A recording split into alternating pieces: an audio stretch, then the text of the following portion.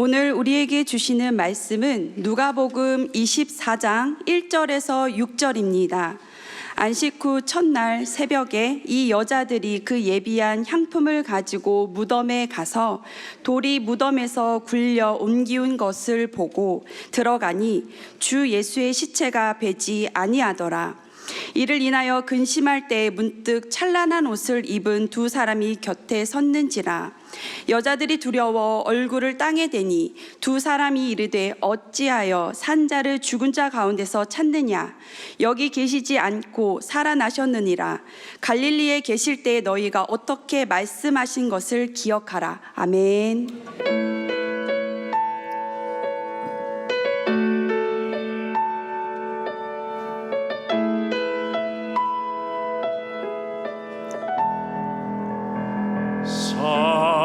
살아계신 주 나의 참된 소망 걱정 근심 전혀 없네. 사랑의 주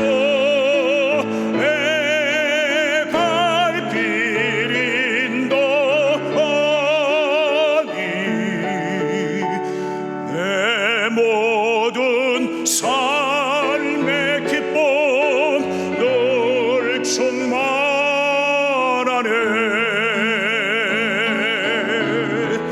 가센티 선 They called him Jesus. to love, heal and forgive. He lived and died to buy my pardon. An empty grave is there to prove my Savior lives. 주 안에서 거듭난 생명 도우시는 주의 사랑 참 기쁨과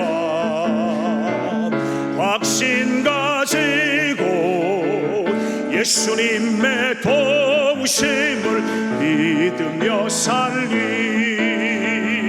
살아계신 주 나의 참된 소망, 걱정 근심 전혀 없네. 사랑의 주 내 갈 길 인도하니 내 모든 삶의 기쁨 늘 충만하네. Because I can face tomorrow, because He lives. All fear is gone, because I know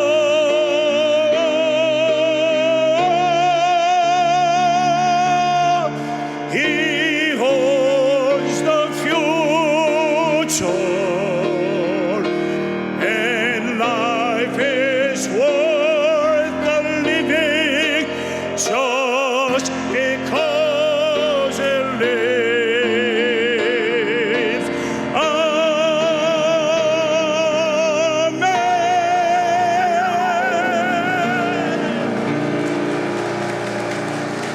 살아계신 주를 찾아라. 살아계신 예수님을 만나라. 오늘 설교 제목입니다. 6절에 보실 것 같으면은 여기 계시지 않고 살아나셨느니라. 갈릴리에 계실 때에 너희가 어떻게 말씀하신 것을 기억하라. 인간을 가장 절망하게 만드는 것은 바로 죽음이라고 그랬습니다.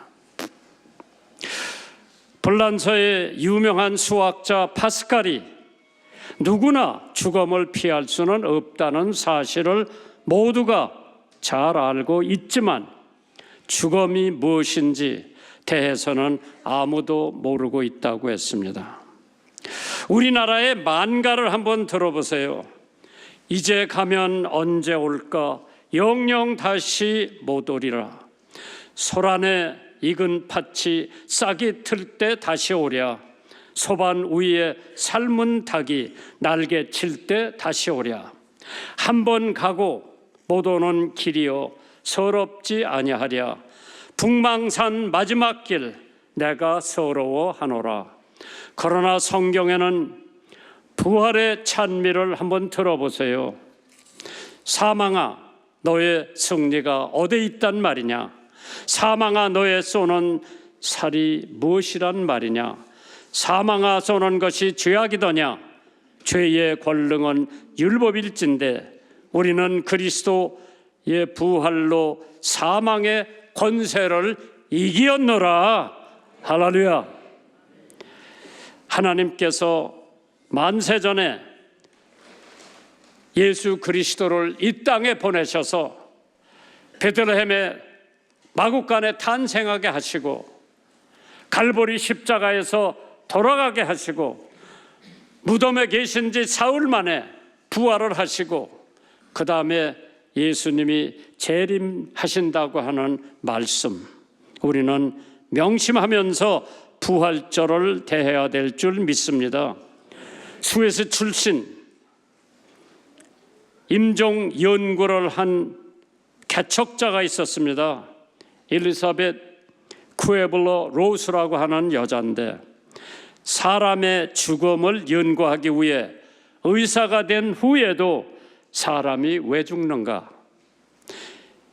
임사체험은 존재하는지, 죽음에서 살아난 사람의 특징이 무엇인지, 안 죽을 수는 없는지, 이 같은 죽음에 대한 주제를 끊임없이 연구를 하고 사색을 한 후에 30년이 넘은 후에 그는 이러한 얘기를 남겨놓고 세상을 떠났습니다.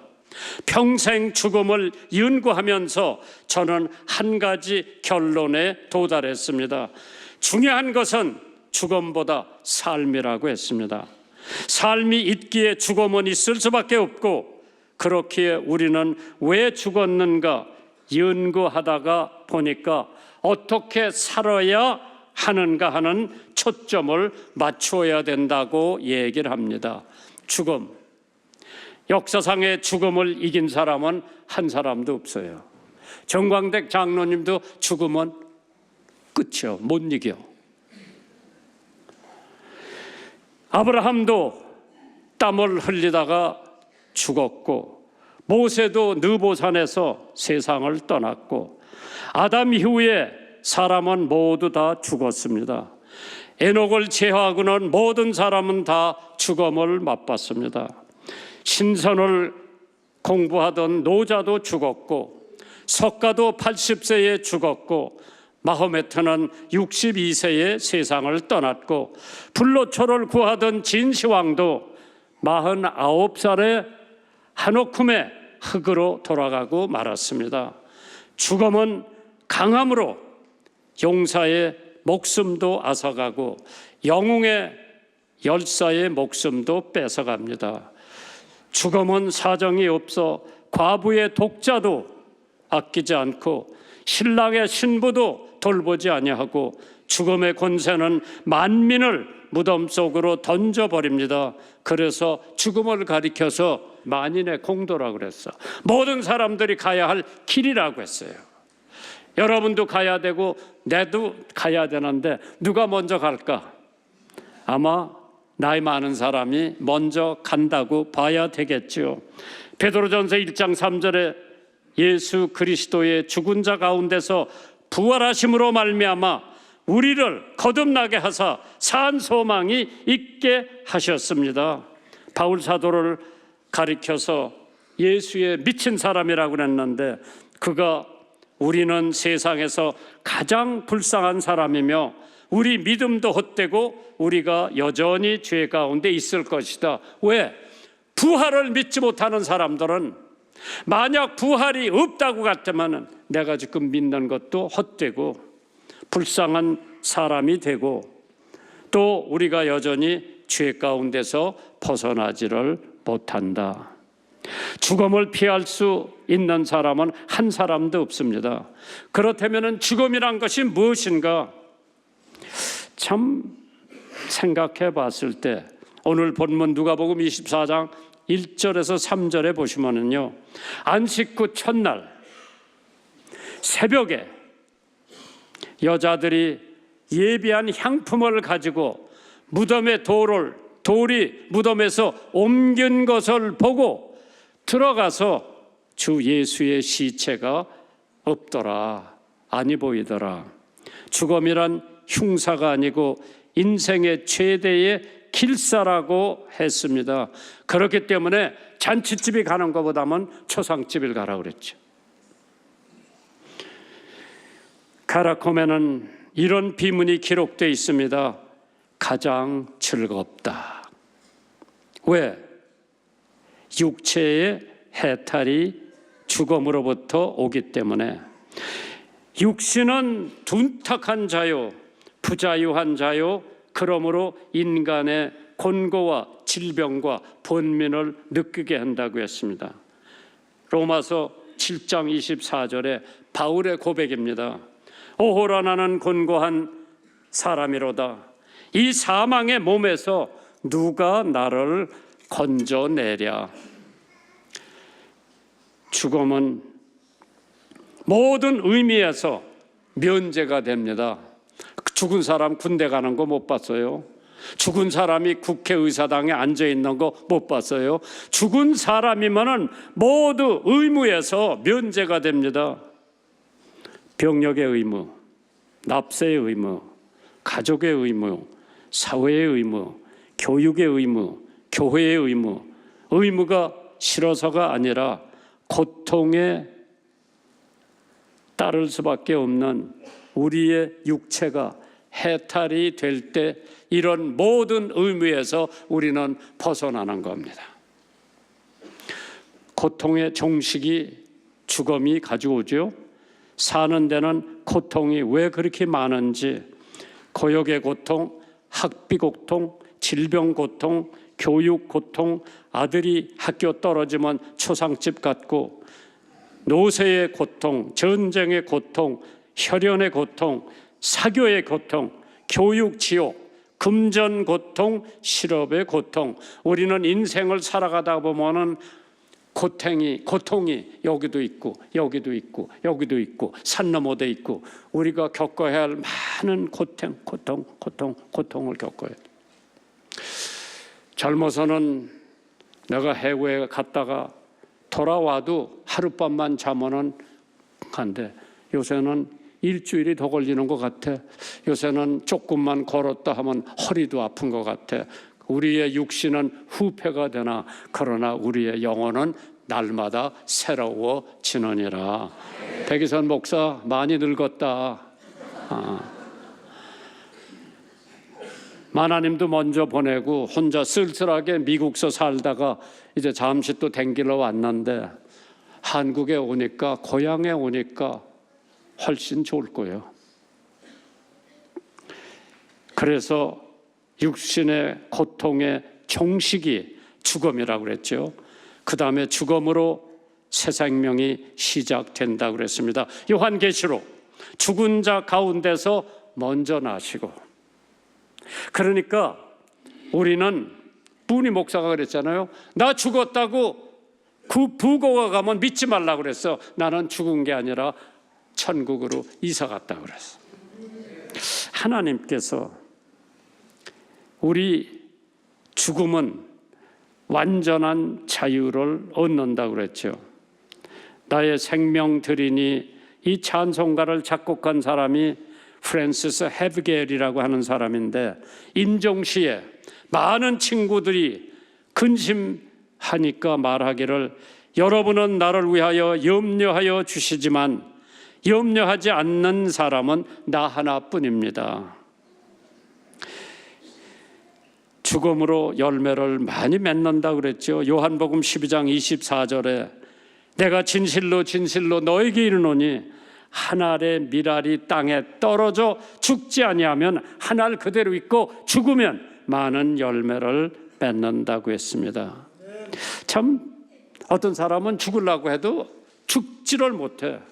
그러나 우리 산 사람들은 죽음이라고 하는 단어를 입버릇같이 하죠. 난 많이 들어봤어요.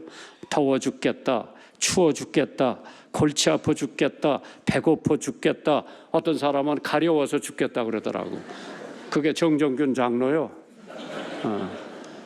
그 뭐 피부병이 있어서 가려워서 죽겠다 그러더라고. 하나님께서 죽으려고 그래도 죽을 수가 없는 사람이 있고, 죽기 싫은데 죽음이 닥쳐오는 사람도 있는데, 그러나 희망을 가지세요. 소망을 가지세요. 예수님이 부활하셨기 때문에 분명히 나도 부활합니다. 교황 식스토스 2세가 집사로서 가난한 자와 고아와 과부들을 돌보는 일을 담당했던 성 로렌스라고 하는 사람이 있었습니다. 그때 로마 집정관이 그 사람을 불렀어요. 성 로렌스경, 교회에는 보화가 가득하다고 하는데 그 보화를 내게 좀 가져다 줄 수가 없느냐 명령을 했습니다. 그러다가 그는 가난한 과부와 고아와 아주 어려운 사람들을 많이 데려다가 집정관 앞에 놨습니다. 대발노발한 집정관이 무슨 망령된 짓을 하느냐고 호령을 하자 성 로렌스는 각하 교회의 보화는 바로 이들입니다. 공손하게 대답을 하니까 하나님은 분명히 고아와 과부를 위하여 신원하셨다고 했습니다. 하나님이 보화같이 귀중히 여기시는 그들을 우리도 귀중히 여기고 있겠습니다 하고 성 로렌스가 얘기를 하니까 저놈 잡아 죽이라고 석수에 올려놓아 구워 죽였는데 가장 고통스럽게 죽게 하는 것은 아주 뜨겁게 하는 게 아니라 덜 뜨겁게 해가지고 오래오래 닳아가면서 죽이는 게 가장 고통적인 죽음이라고 그러는데 성 로렌스가 석수에 앉아서 죽어가면서 꼼짝도 하지 않다가 이제 이쪽은 다 구워졌으니 다른 쪽으로 굽도록 하시오 얘기를 했을 때 가장 고통스러운 방법으로 죽게 하고 있는 집정관은 한술 더 뜨는데 화가 나서 빌어먹을 녀석 저렇게 느긋하니 원하면서 손을 바짝 들었지만은 성 로렌스는 순교를 하고 말았대죠. 로마서 8장 36절에 기록된 바 우리가 종일 주를 위하여 죽임을 당케 되며 토살할 양같이 여김을 받았나이다 함과 같으니라. 그러나 이 모든 일에 우리를 사랑하시는 이로 말미암아 우리가 넉넉히 이기느니라. 불신자들은 예수님의 부활을 이해할 수가 없을 거라고 누가복음 24장 4절에 이를 인하여 근심할 때 문득 찬란한 옷을 입은 두 사람이 곁에 섰는지라. 여자들이여 들어와 얼굴을 땅에 대니 두 사람이 이르되 어찌하여 산 자를 죽은 자 가운데서 찾느냐. 여기 가만히 들어보면요 많은 신학자들이 사실 믿지 않는 신학자들이 예수님은 부활한 게 아니라 정신착란설을 가진 막달라 마리아가 제일 먼저 예수님의 무덤을 갔는데 예수님 십자가에 달려 고난 받으시고 계실 때에 너무 많이 울고 잠도 자지 못하고 제대로 먹지 못해서 새벽에 예수님 무덤을 찾아갔는데 환상을 보았지 예수님 부활한 것을 못 봤다. 그때 예수님께서 요한복음 20장 27절에 도마에게 이런 말씀을 하셨어요. 네 손가락을 이리 내밀어 내 손을 보고 네 손을 내밀어 내 옆구리에 넣어보라. 그리하고 믿음이 없는 자가 되지 말고 부활을 믿는 자가 되라고 말씀하셨죠. 두 번째로 불신자들은 예수님의 부활을 이해할 수가 없어서 공모 허보소를 주장하고 있죠. 제자들이 예수님의 무덤에 갔는데 무덤을 잘 몰라서 무덤이 거기 많았을 거예요. 그래서 다른 빈 무덤을 보고 예수님이 부활했다고 거짓을 했다고 그 당시에 군인들이 돈을 받아가면서 거짓말을 퍼뜨렸습니다. 요한복음 20장 6절에 시몬 베드로도 따라와서 무덤에 들어가 보니 세마포가 놓여 있고 머리 쌓였던 수건은 세마포와 함께 놓여 있지를 않고 딴 곳에 있었더라. 세 번째로 불신자들은 예수님이 부활하신 것이 아니라 가사설, 가짜로 죽었다고 하는 것을 널리 퍼뜨리고 있었습니다. 채 죽지 않은 예수가 태양에 쪼여서 기절을 했는데 시원한 무덤 속에 있으니까 깨어났지 죽었다는 사실이 아니라고 거짓말을 했죠. 요한복음 19장 30절에 예수께서 신포도주를 받으신 후 가라사대 다 이루었다. It is finished. 그러면서 머리를 숙이시고 영혼이 돌아갔다 그래서 참 하나님께서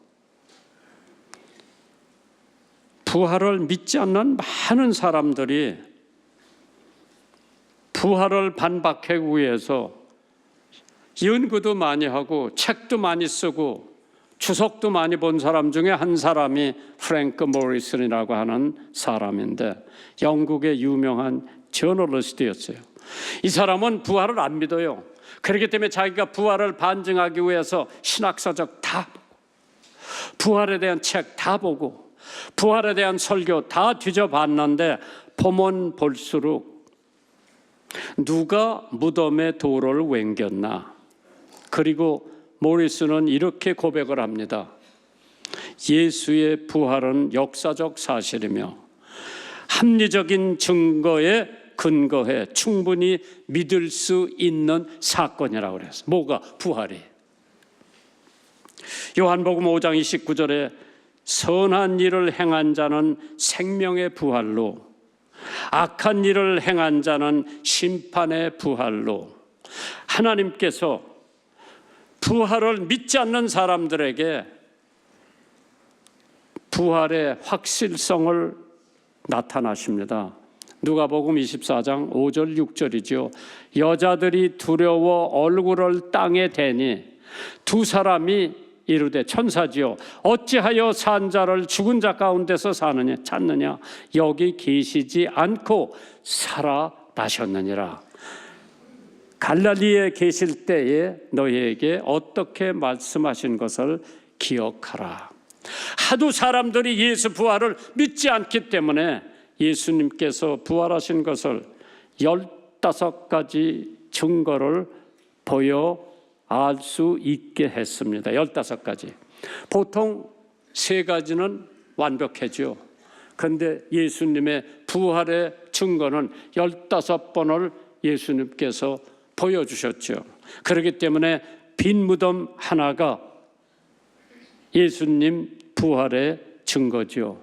지금 모하메트, 공자, 마호메트 이 사람들 무덤이 다 있어요. 그러나 예수님의 무덤은 빈 무덤이야. 그러니까 빈 무덤이 예수님 부활을 입증해 주시는 거죠. 세마포가 수의 입었던 그것이 다 놓여져 있다고 하는 거. 또 돌이 옮겨졌다. 빌라도의 명령에 의해 무덤을 봉해버리지 않았어요. 그러나 그 돌이 옮겨졌고 로마 군인이 혼비백산을 했고 천사가 여인에게 한 말을 보면 파수꾼들이 제사장에게 보고를 하고 제사장의 군병들이 돈을 받고 봉하고 예수님이 살아나오시니까 혼비백산했다 그랬죠.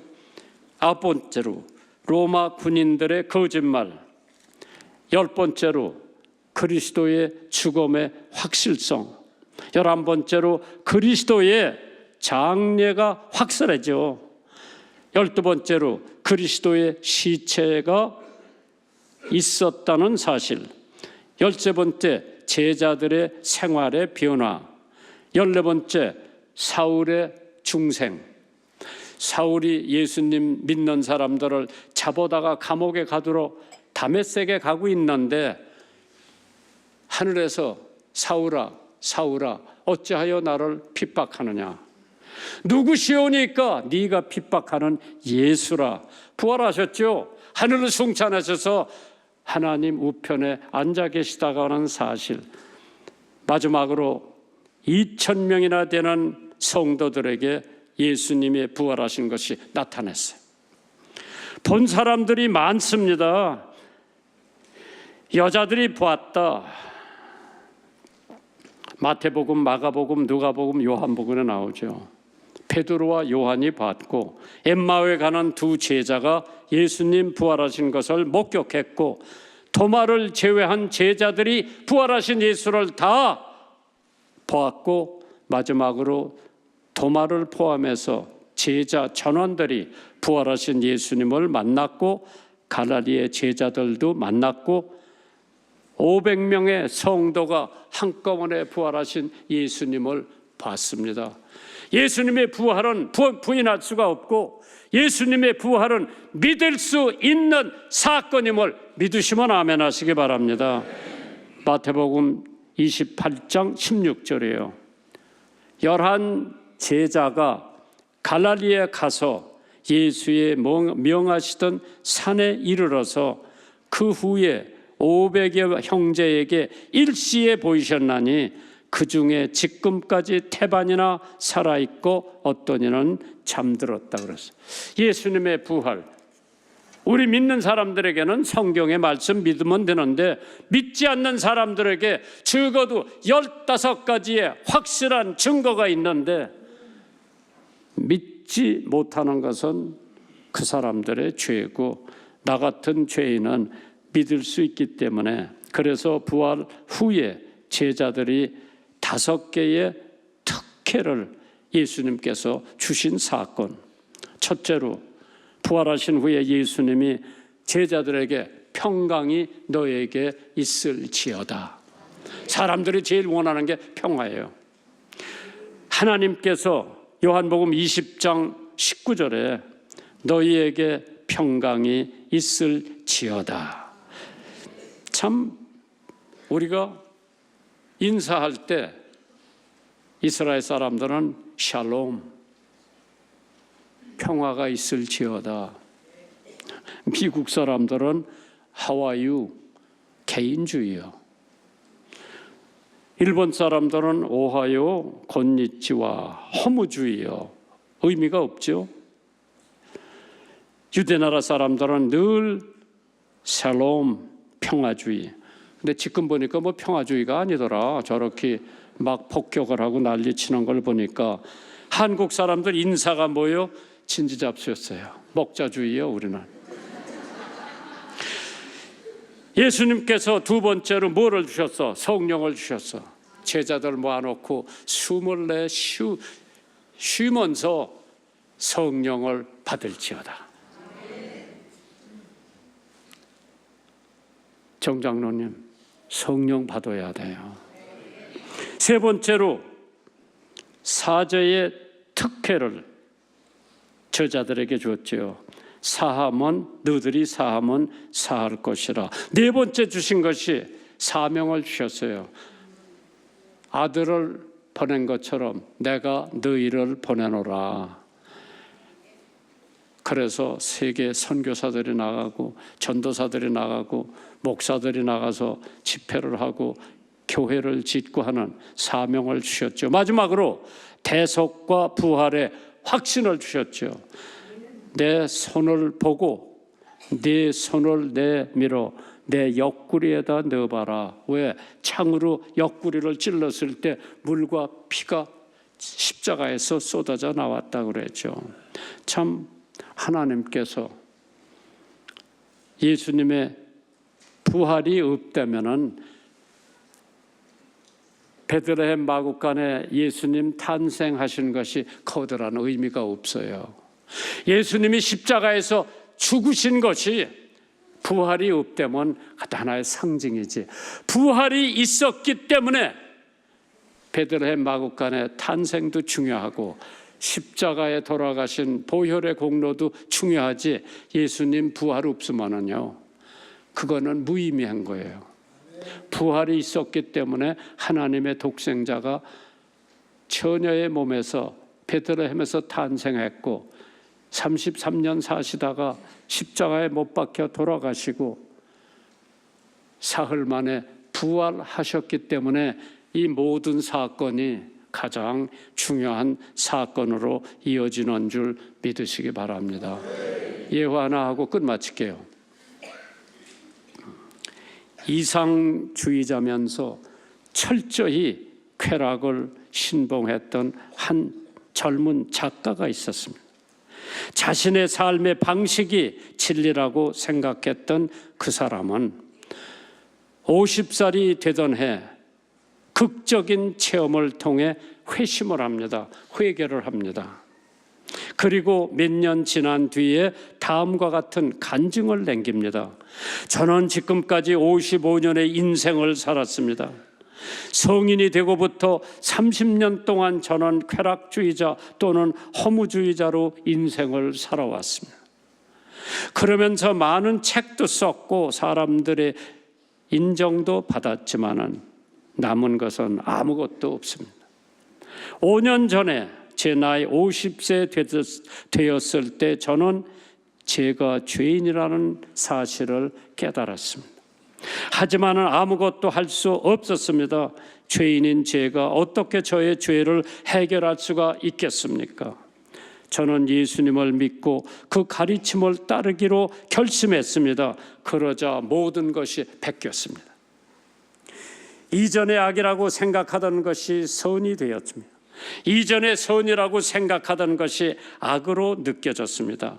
진리는 우리의 모두에게 항상 열려 있습니다. 예수님을 믿는 것이 지혜며 그것을 거부하는 것이 어리석음인 줄 알았습니다. 그는 예수님을 영접한 후에 서민들을 위한 복음적인 내용의 문학 작품을 쓰기 시작했습니다. 전쟁과 평화. 정 장로님 누가 썼어요?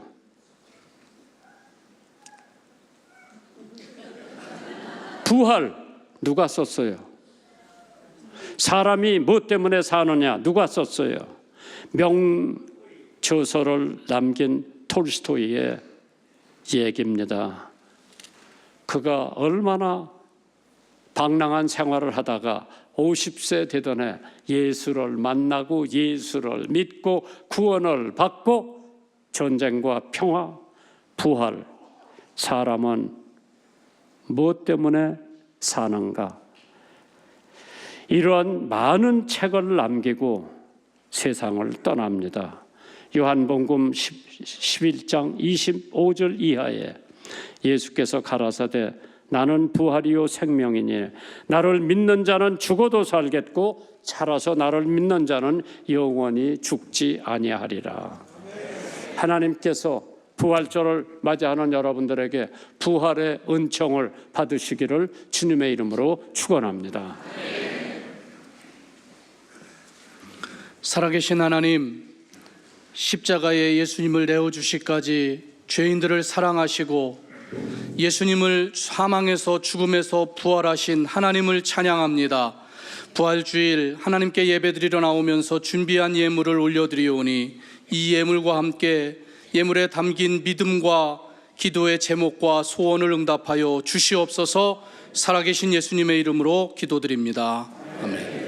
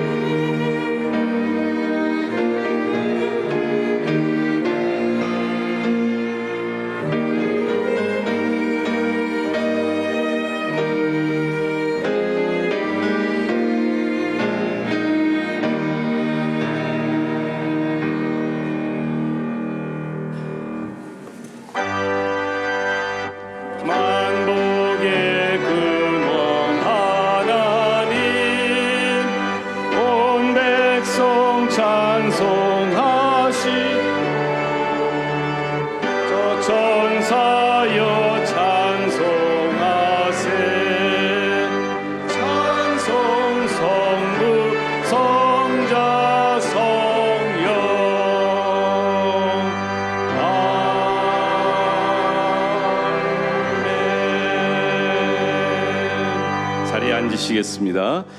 우리 원천교회는 전통이 있습니다. 우리 중앙교회 때부터 있었던 전통인데요. 침례 받으신 분들에게 우리 침례 증서를 수여해 드린 다음에 우리 성도님들이 환영할 수 있는 시간을 우리 가지려고 합니다. 오늘 주부에 그리고 아까 침례를 받으신 안디옥 교회 6분, 그다음에 넥스 교회 2분 함께 앞으로 나오셔서 오늘 침례 증서 수여하는 시간을 갖도록 하겠습니다. 앞으로 나오실 때 박수로 한번 환영해 주시기 바랍니다.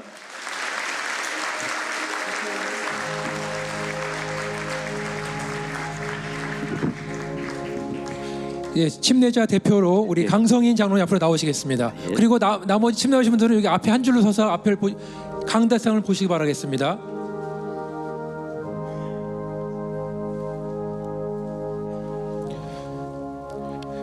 침례 증서 성명 강성인. 위 사람은 성부와 성자와 성령의 이름으로 침례받은 것을 증명합니다. 2020년 4월 5일 원천 안디옥교회 원로 목사 김장환, 담임 목사 김요셉.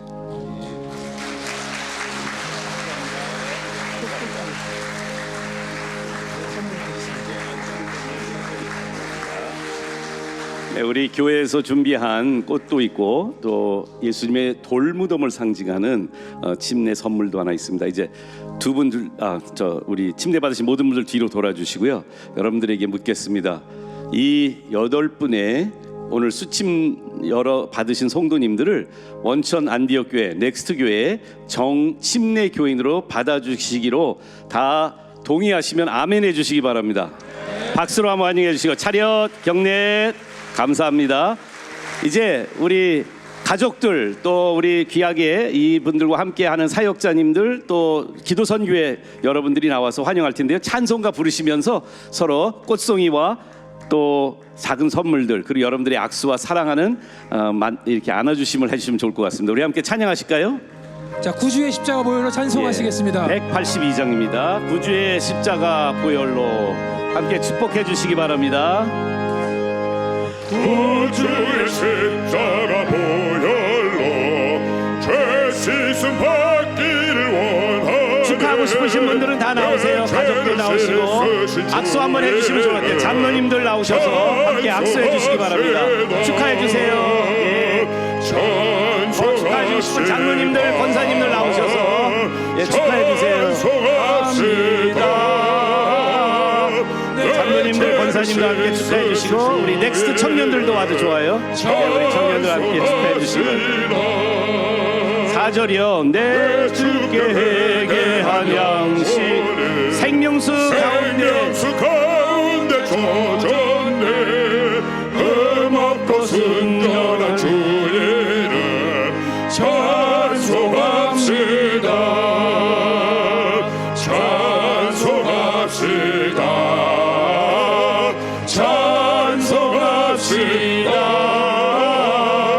내 죄를 씻으신 주의 이름 찬송합시다.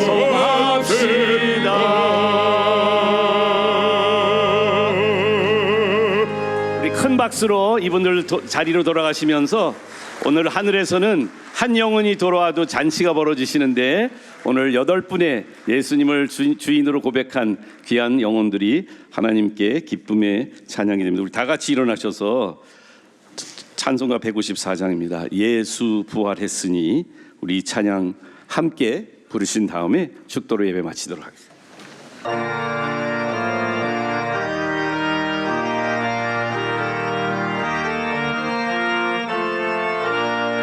예수 부활했으니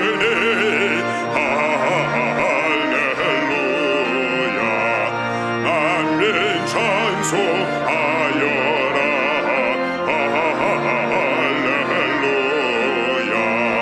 천사들이 즐거워. 할렐루야. 깊은 찬송 부르네. 할렐루야. 계속하신 주 예수. 할렐루야. 선한 싸움 이겼네. 할렐루야. 사망 권세 이기고. 할렐루야.